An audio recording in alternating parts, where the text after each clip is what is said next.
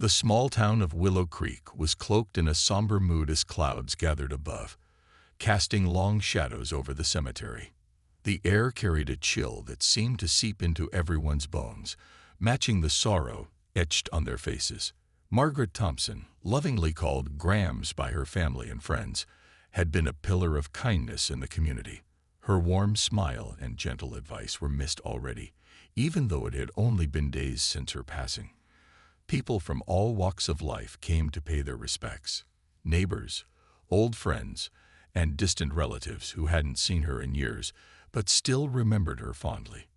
Among the mourners stood Mark Thompson, Margaret's son, dressed in a dark suit that looked stiff and unfamiliar on him. His hands trembled slightly as he clutched a tissue, dabbing at his eyes whenever tears threatened to spill. Beside him was his daughter, Lily, clutching her father's hand with an unusual tightness. At just 10 years old, Lily was too young to fully grasp the permanence of death, but she understood enough to feel its weight pressing down on her small shoulders. She wore a floral dress that her grandmother had once complimented, and her blonde hair was tied back neatly, though strands kept falling loose in the breeze. Lily's gaze darted around nervously, taking in the sea of solemn faces. Some people were crying softly, while others exchanged quiet words about how much Margaret would be missed. A few shared stories about her famous apple pies, or the way she always had time for anyone who needed help. But none of this comforted Lily. Instead, she felt uneasy, like there was something important she wasn't supposed to forget. Her stomach churned as flashes of fragmented memories swirled in her mind, bits of conversations she'd overheard, moments that now seemed more significant than they did before. Mark noticed his daughter's restlessness and placed a reassuring hand on her shoulder. "It's okay, Lil," he murmured softly. "We'll get through this together." But Lily didn't respond. She stared ahead at the casket, draped with white lilies, feeling a strange mix of sadness and dread. Something about today felt off. It wasn't just the loss of her grandmother. It was deeper, like a puzzle piece she couldn't quite fit into place. As the pastor began speaking, his voice echoing across the silent crowd, Lily shifted uncomfortably. The ceremony felt endless, each word blending into the next. Around her, people bowed their heads in prayer or wiped away tears, but Lily couldn't focus. Her thoughts raced, pulling her back to the last time she saw her grandmother alive. There had been laughter then, warm hugs, and promises to visit again soon. But there had also been something else, something she hadn't paid attention to until now. A sharp noise, muffled voices, and then silence. Unable to shake the growing unease, Lily leaned closer to her dad. "Dad," she whispered urgently, tugging at his sleeve. "I need to tell you something." Her voice was barely audible, almost drowned out by the rustling leaves overhead. Mark glanced down at her, surprised by the intensity in her tone. Before he could respond, Lily hesitated, biting her lip. Whatever it was, it clearly troubled her deeply. For a brief moment, Mark considered excusing them both, but then he shook his head gently. "Later, sweetheart," he whispered back, hoping to reassure her without causing a scene. But Lily wasn't reassured. As the service continued, her grip on her father's hand tightened even more, her heart pounding faster with every passing second. Whatever secret she carried, it was eating away at her, demanding to be heard. And as the final prayers were said, and the mourners began to disperse, Lily knew she couldn't stay silent any longer. After the ceremony ended, Mark noticed Lily's growing agitation. Her small fingers dug into his arm as she tugged insistently, her eyes wide and filled with urgency. "Dad, please," she whispered again, louder this time, unable to contain herself any longer. The crowd around them was beginning to thin as people headed toward their cars or gathered in small groups to share memories of Margaret. But Lily's distress was impossible to ignore. Sensing that something was truly wrong, Mark bent down to meet her at eye level. "What is it, Lil?" he asked gently, brushing a strand of hair from her face. His voice was calm, but his brow furrowed with concern. Lily hesitated for a moment, glancing around nervously as if afraid someone might overhear. Then, taking a deep breath, she blurted out, "Grandma didn't die like they said, Dad. Someone hurt her." The words hit Mark like a punch to the gut. He froze, staring at his daughter in disbelief. For a split second, he thought she must be confused or letting her imagination run wild. After all, the coroner had ruled Margaret's death as natural causes, a sudden heart attack, tragic but not suspicious. Yet there was no mistaking the seriousness in Lily's expression. Her blue eyes shimmered with unshed tears, and her lips quivered as she waited for him to respond. "Lily," Mark began slowly, trying to keep his tone steady. "What makes you say that?" She swallowed hard, clearly struggling to find the right words. "I heard something," she admitted, her voice barely above a whisper. "Before she died, I heard her talking to someone. They were yelling, and it scared me." Her hands twisted together anxiously as she continued. "I didn't understand everything, but the man said something about making her regret crossing him." And then she trailed off, her voice cracking under the weight of the memory. Mark's heart raced as he listened. He wanted to dismiss it as a child's misunderstanding, but something in Lily's demeanor told him this wasn't just a fleeting worry. This was real to her, and maybe it should be real to him too. "Why didn't you tell me sooner?" he asked softly, placing a reassuring hand on her shoulder. "I thought it didn't matter," Lily replied, tears spilling down her cheeks. "But now I think it does. What if that man did something to Grandma? What if she didn't die because of her heart?" Her questions hung heavy in the air between them, impossible to ignore. Mark felt torn. On one hand, he didn't want to jump to conclusions or upset his already fragile daughter further. On the other hand, he couldn't shake the gnawing feeling that Lily might be onto something. If there was even a chance she was right, he owed it to her, and to his mother, to find out the truth.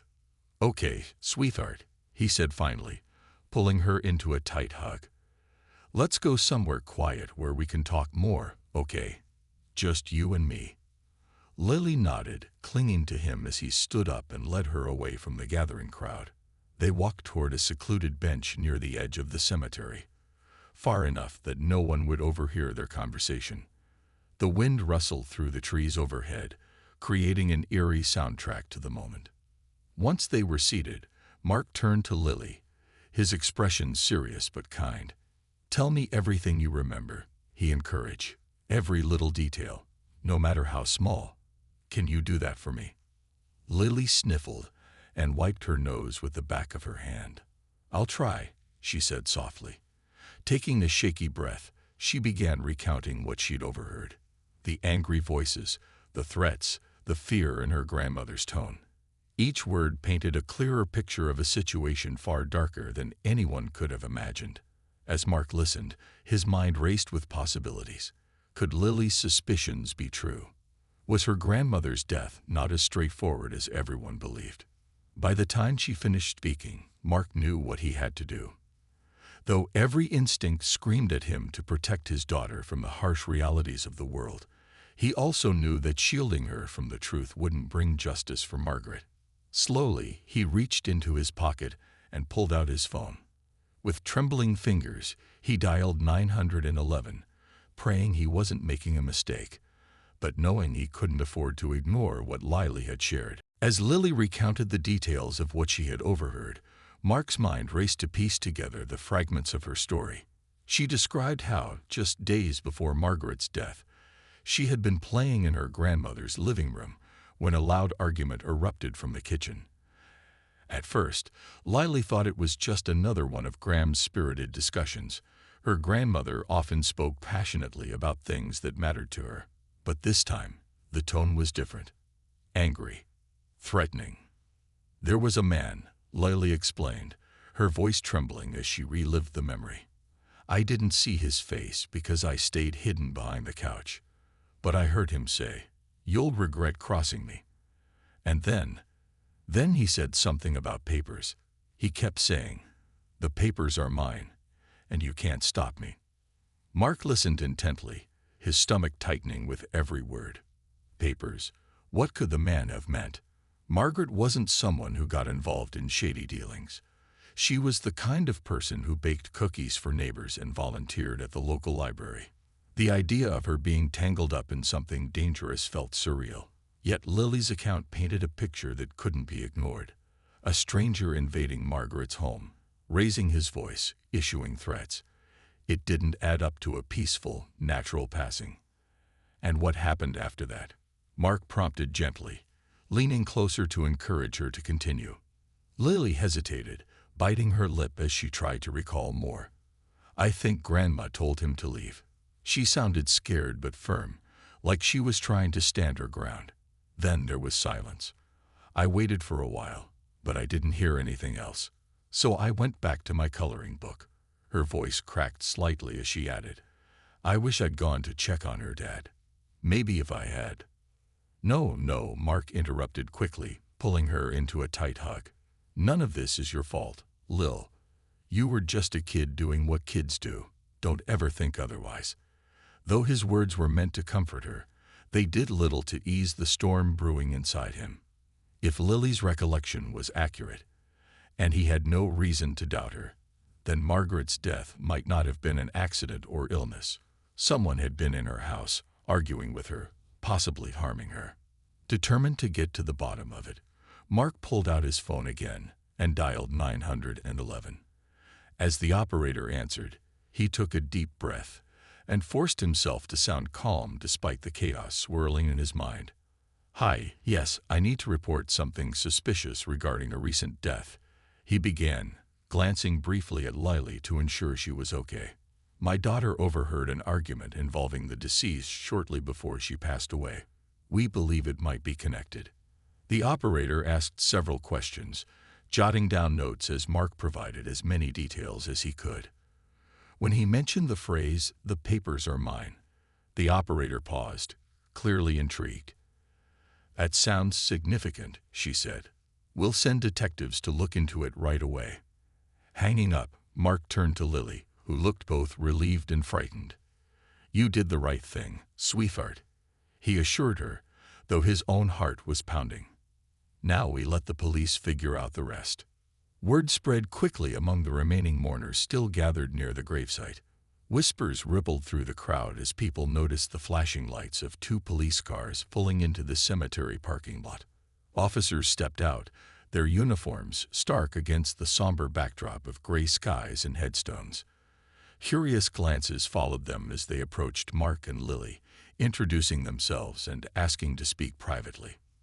For the next hour, Lily repeated her story to the detectives, her small frame dwarfed by the seriousness of the situation. She clung to her father's hand throughout, drawing strength from his presence. Meanwhile, Mark watched as the officers exchanged meaningful looks, clearly taking her claims seriously. One detective knelt beside Lily, speaking softly to make her feel comfortable. You're very brave for telling us this, he said with a warm smile. Your words could help us find answers. By the time the interview ended, the mood at the funeral had shifted entirely. What had started as a day of quiet mourning had transformed into something far more unsettling, a mystery unraveling before everyone's eyes. For Mark and Lily, grief mingled with hope, hope that the truth would come to light, and justice would be served for Margaret. But lurking beneath that hope was the uneasy realization that nothing about this tragedy was simple anymore. As the detectives wrapped up their initial conversation with Lily and Mark, a palpable tension settled over the cemetery. The once solemn atmosphere of Margaret's funeral had transformed into something entirely different, an air of suspicion and unease. Friends and family who had come to honor her memory now whispered among themselves, casting curious glances toward Mark and his daughter. Some looked concerned, others skeptical, but all were undeniably intrigued by the sudden appearance of police cars and the hushed discussions taking place near the gravesite. Mark felt the weight of those stares as he stood beside Lily, his arm protectively around her shoulders. He knew what they must be thinking. Was this just a child's overactive imagination? Or was there truly something sinister behind Margaret's death? Even Mark himself wasn't entirely sure. Part of him still clung to the hope that it was all a misunderstanding, that the coroner's report would hold firm, and life could return to some semblance of normalcy. But another part of him couldn't ignore the nagging sense that Lily might be right. Her words were too specific, too vivid to dismiss outright. The lead detective, a middle-aged woman named Detective Hayes, approached them after finishing her notes. Her expression was calm but serious, her eyes sharp as she studied Mark and Lily. "Mr. Thompson," she began, addressing Mark directly, "we're going to need your permission to search your mother's house. If there's any chance her death wasn't natural, we'll need to gather evidence quickly." Mark hesitated for only a moment before nodding. "Of course," he said firmly. "Do whatever you need to do. I want to know the truth just as much as you do." His voice wavered slightly, betraying the turmoil inside him, but his resolve was clear. Beside him, Lily nodded silently, her small hands clutching her father's jacket tightly. Detective Hayes gave them a reassuring smile. "Thank you for coming forward with this information. It takes courage, especially for someone so young." She glanced down at Lily, softening her tone. "You've done a very brave thing today, sweetheart. We'll make sure to look into everything carefully." With that, the officers returned to their vehicles, leaving Mark and Lily standing alone amidst the murmuring crowd. As they prepared to leave for Margaret's house, Mark noticed several people approaching them, friends and relatives eager for answers. One of them was Aunt Carol, Margaret's younger sister, her face etched with worry. "Mark, what's going on?" she asked, her voice trembling. "Why are the police here?" Mark sighed, running a hand through his hair. He didn't want to alarm anyone unnecessarily, but he also couldn't keep this from his family. "Lily overheard something before Mom passed away," he explained quietly, keeping his tone measured. "She heard an argument, a man threatening Mom. We don't know if it's connected, but we thought it was important to tell the police." Carol's eyes widened in shock, her hand flying to her mouth. "Oh my goodness," she whispered, glancing at Lily with a mix of concern and disbelief. Others nearby leaned in, listening intently as the story spread like wildfire. Some expressed sympathy, while others exchanged skeptical looks, clearly struggling to reconcile the image of kind, gentle Margaret with the idea of danger or conflict. By the time they arrived at Margaret's house, a modest two-story home surrounded by neatly trimmed hedges, the scene was bustling with activity. Officers combed through every room, searching for anything that might shed light on the circumstances surrounding her death. Mark and Lily stayed close, watching as forensic teams dusted surfaces for fingerprints and photographed potential evidence. It was surreal for Mark to see his childhood home turned into a crime scene, its familiar warmth replaced by an aura of clinical detachment. In the living room, where Lily had hidden during the alleged argument, investigators paid special attention. They examined the furniture, checked under cushions, and even inspected the floorboards for signs of tampering. Meanwhile, upstairs in Margaret's study, a breakthrough emerged. Behind a painting of a serene countryside, a piece that had hung on the wall for as long as Mark could remember, they discovered a hidden safe embedded in the wall. Its door was ajar, its contents missing. Detective Hayes called Mark over to show him the discovery. "Does your mother usually keep anything valuable in here?" she asked, gesturing to the empty compartment. Mark frowned, shaking his head. "I didn't even know this existed," he admitted. "Mom never mentioned having a safe." The implications were clear. Whoever had been arguing with Margaret may have broken in to steal whatever was inside. And if those stolen items were significant enough to warrant threats, then Margaret's death might indeed be far more complicated than anyone had imagined. The discovery of the hidden safe sent shockwaves through the investigation, turning what had been a somber day into a full-blown search for answers. As detectives meticulously combed through Margaret's house, they began piecing together fragments of her life that no one, not even her own family, had known about. The empty safe was just the beginning. It became clear that Margaret had kept secrets, ones that might have cost her dearly. In the study where the safe had been found, investigators uncovered other clues. Old letters tucked inside a locked drawer, their contents hinting at a past business deal gone wrong. There were names mentioned, people Mark vaguely recognized but couldn't place, and references to documents that could ruin reputations. One letter in particular stood out. Written decades ago, it warned Margaret to stay quiet about certain details or risk retaliation. The handwriting was shaky, as though the writer feared being caught themselves. Detective Hayes explained to Mark and Lily how these findings painted a troubling picture. "It seems your mother may have been involved in something complicated years ago," she said carefully, choosing her words with sensitivity. "These papers might hold evidence of wrongdoing by someone else, if whoever broke in thought she still had them." She didn't need to finish the sentence. Mark felt his stomach drop at the implication. Someone had come to Margaret's home, threatened her, and possibly harmed her, all because of documents she may not have even possessed anymore. For Lily, hearing this only deepened her guilt. She clung to her father's side, tears welling up again as she whispered, "Do you think Grandma tried to protect those papers? What if that's why she got hurt?" Mark knelt down to meet her eye level, brushing away her tears with his thumb. "We don't know yet, sweetheart," he said softly. "But we're going to find out. You've already helped so much by telling us what you heard.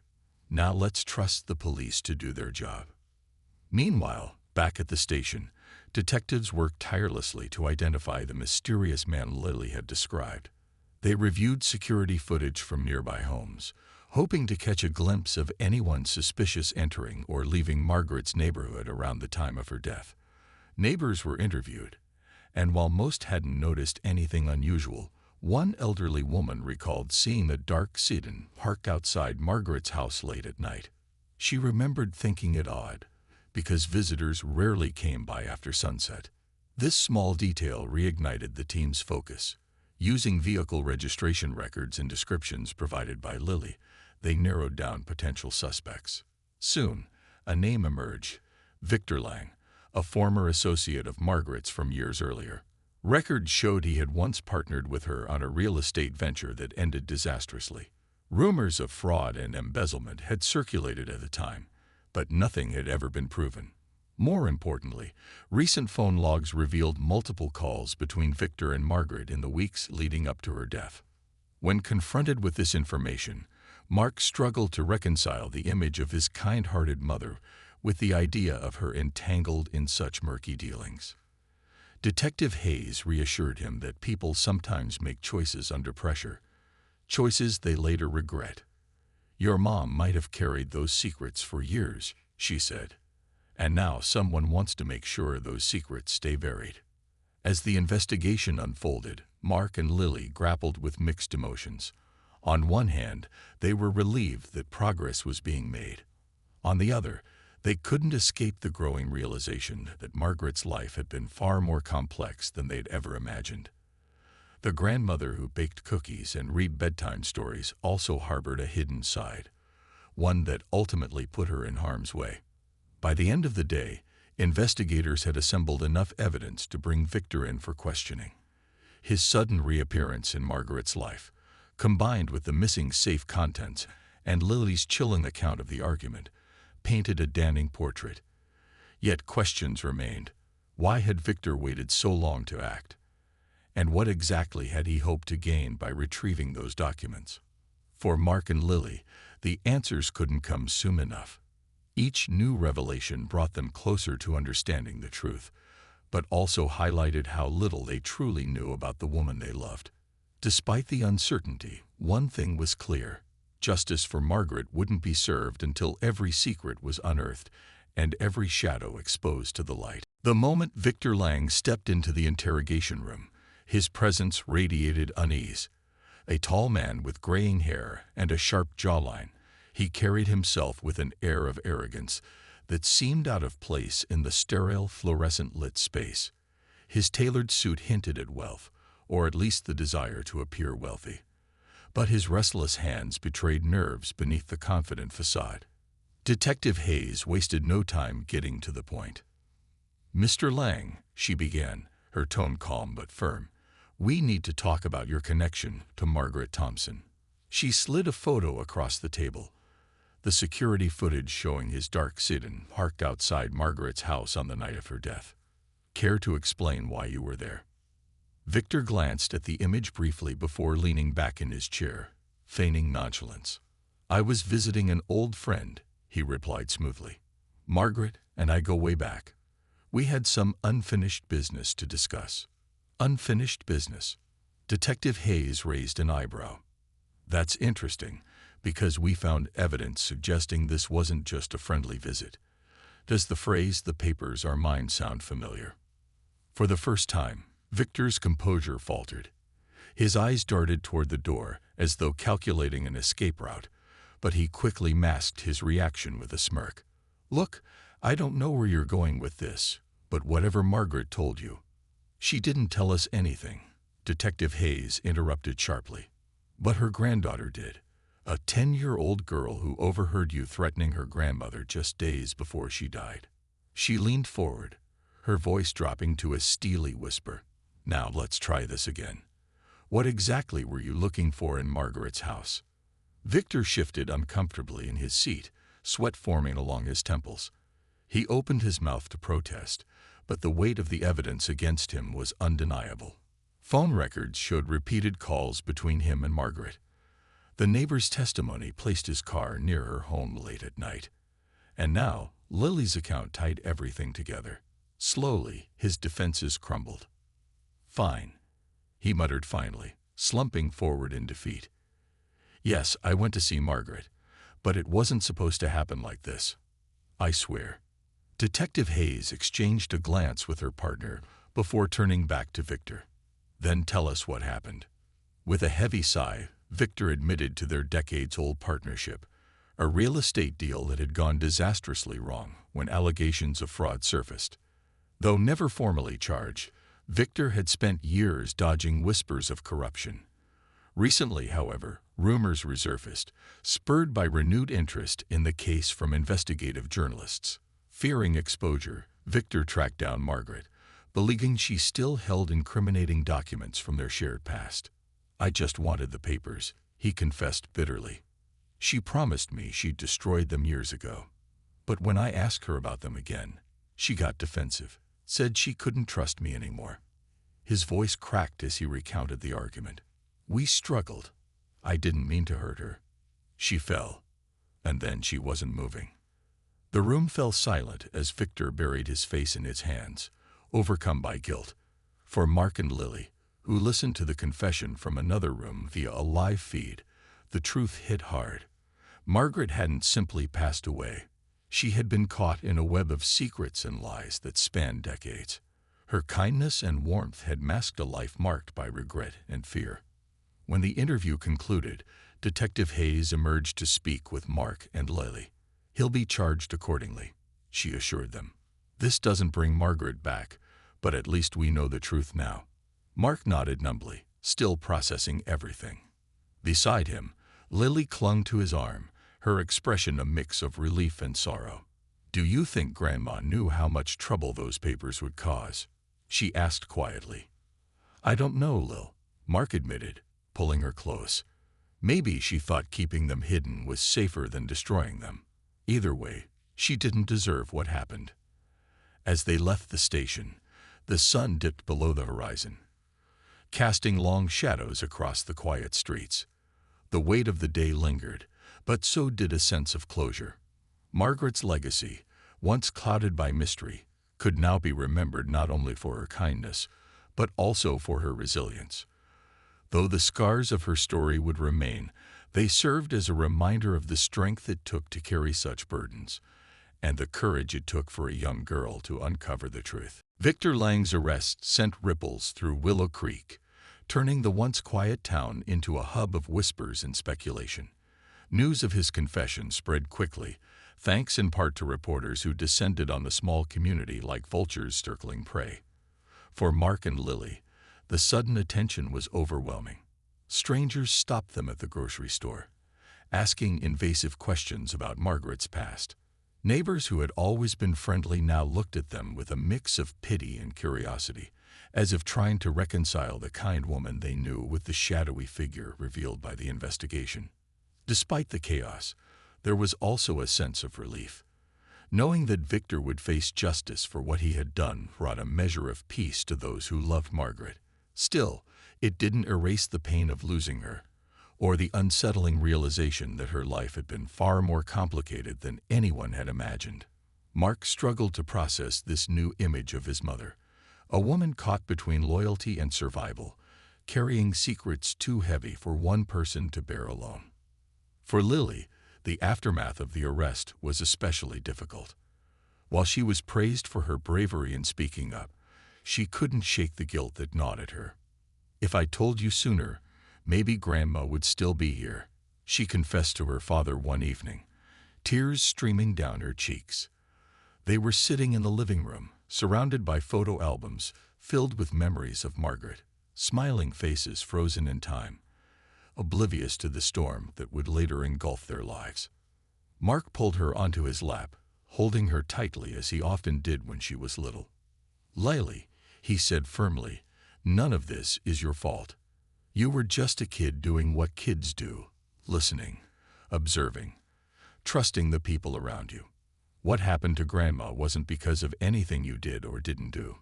It was because of choices made by others, choices they should have to answer for." His words offered some comfort, but Lily's mind continued to replay the argument she'd overheard. She wished she could go back and intervene, even though she knew it wasn't possible. To help her cope, Mark encouraged her to write letters to Margaret, not to send, but to keep as a way of processing her emotions. At first, Lily hesitated, unsure of what to say. But soon, the letters became a lifeline, a way for her to express everything she hadn't been able to during her grandmother's lifetime. Meanwhile, the legal proceedings against Victor moved forward. The district attorney's office built a strong case, using evidence from the safe, phone records, and Lily's testimony to paint a damning picture of premeditation and greed. Victor's lawyers tried to argue that his actions were driven by desperation rather than malice, but the jury wasn't swayed. After weeks of trial, he was convicted of manslaughter and sentenced to prison. The verdict brought a bittersweet sense of closure for Mark and Lily. Justice had been served, yet it couldn't undo the damage already done. Margaret's absence left a void that no amount of answers could fill. On the day of the sentencing, Mark held Lily's hand as they stood outside the courthouse, watching reporters swarm around the building like bees buzzing around a hive. "It's over now," he told her softly. "We can start healing." Healing, however, wasn't easy. The scars of betrayal ran deep, not just for Margaret, but for everyone who cared about her. Aunt Carol, Margaret's sister, found herself questioning whether she had truly known her sibling at all. "How could she keep something like that from us?" she asked during one family dinner, her voice tinged with sadness. "All these years, I thought we were close." Mark reached across the table to squeeze her hand. "Maybe she thought she was protecting us," he suggested gently. "Mom always put others first. Maybe she didn't want us to carry the same burden she did." As months passed, the frenzy surrounding Margaret's death began to fade. Reporters moved on to other stories, and the townspeople returned to their routines. Yet the impact of the tragedy lingered, shaping how people viewed not only Margaret, but also themselves. For Lily, the experience taught her the importance of speaking up, even when it felt scary or uncertain. For Mark, it reinforced the idea that truth, no matter how painful, is always worth pursuing. And for Margaret, whose memory remained both cherished and complex, the story served as a reminder of the resilience of the human spirit. Though her life ended tragically, her legacy lived on, not just in the justice achieved, but in the courage of those who fought to uncover the truth. In the end, it wasn't the secrets or the lies that defined her, but the love she gave freely and the strength she inspired in those she left behind. Months after Victor Lang's sentencing, life in Willow Creek began to settle into a new rhythm. The once constant hum of gossip about Margaret Thompson faded into quieter conversations, reflections on her kindness, her quirks, and the quiet strength that had defined her. For Mark and Lily, healing became a slow but steady process, marked by small moments of connection and growth rather than grand gestures or sweeping resolutions. One crisp autumn afternoon, Mark decided it was time to visit Margaret's grave again. Since the funeral, they hadn't been back. The pain of standing there, surrounded by unanswered questions, had felt too raw. But now, with the truth finally out in the open, he thought it might bring some closure, not just for him, but for Lily too. Together, they walked through the cemetery, their footsteps crunching softly against fallen leaves. The air smelled faintly of earth and pine, and sunlight filtered through the trees, casting golden patterns on the ground. When they reached Margaret's headstone, a simple slab engraved with her name and dates, they paused. Lily knelt down, brushing away stray leaves from the base of the stone. "Hi, Grandma," she said softly, as if expecting an answer. Her voice wavered slightly, but she pressed on. "I'm sorry I didn't tell Dad sooner about what I heard. I hope you're not mad at me." Mark crouched beside her, placing a comforting hand on her shoulder. "She's not mad, Lil," he assured her. "If anything, she's proud of you, for being brave, for telling the truth, even when it was hard." He reached into his pocket and pulled out one of Lily's letters, the one she had written but never sent, and placed it gently at the foot of the headstone. "Here," he said, "this is for her." Lily smiled faintly, tears glistening in her eyes, but not falling. It was a different kind of sadness now, one tinged with gratitude and love rather than guilt or fear. She took a deep breath, letting the weight of everything lift ever so slightly. "Do you think she knows how much we miss her?" she asked. "I think she does," Mark replied, his own voice thick with emotion. "And I think she'd want us to keep going, to live our lives the way she taught us to, with honesty, courage, and kindness." In the weeks that followed, Lily threw herself into schoolwork and activities, channeling her energy into creative writing. Her teacher noticed the change immediately, praising her vivid storytelling and emotional depth. One day, she handed Lily a flyer for a local storytelling competition. "You should enter," the teacher encouraged. "Your words have power, Lily. They can inspire people." Though hesitant at first, Lily eventually agreed. She wrote a story inspired by her grandmother, not about the tragedy, but about the lessons Margaret had unknowingly passed down. The importance of listening, of trusting your instincts, and of speaking up when something feels wrong. On the night of the competition, Mark sat in the audience, beaming with pride as Lily stood on stage, her voice steady and clear. When she finished, the crowd erupted into applause, and Lily felt, for the first time in months, a sense of peace. For Mark, healing came differently. He started volunteering at the same library where Margaret used to spend hours helping others. Sorting books and assisting patrons reminded him of her warmth and generosity. It wasn't easy. The memories often brought tears, but it also helped him feel closer to her. Over time, he realized that while he couldn't change the past, he could honor her legacy by continuing the work she cared about. As winter approached, the town prepared for its annual holiday festival. This year, organizers dedicated a special tribute to Margaret, celebrating her contributions to the community. Photos of her smiling face adorned banners along Main Street, and a tree was planted in her memory near the park where she used to take Lily to play. Standing beside the newly planted sapling, Mark and Lily held hands, feeling a quiet joy amidst the bittersweet ache of loss. Margaret's story would always carry shadows, but it also carried light. The light of truth uncovered, justice served, and love that endured beyond death. For Mark and Lily, moving forward meant carrying that light with them, letting it guide their steps even as they navigated the complexities of grief. And though Margaret was gone, her spirit remained alive. In the laughter of friends gathered around a table, in the rustle of pages turning in a beloved book, and in the unshakable bond between a father and daughter who had faced darkness together and emerged stronger. Life, they learned, wasn't about avoiding storms. It was about finding ways to dance in the rain. And in doing so, they honored Margaret not just as a victim of circumstance, but as a woman whose courage and love continued to shape the world long after she was gone.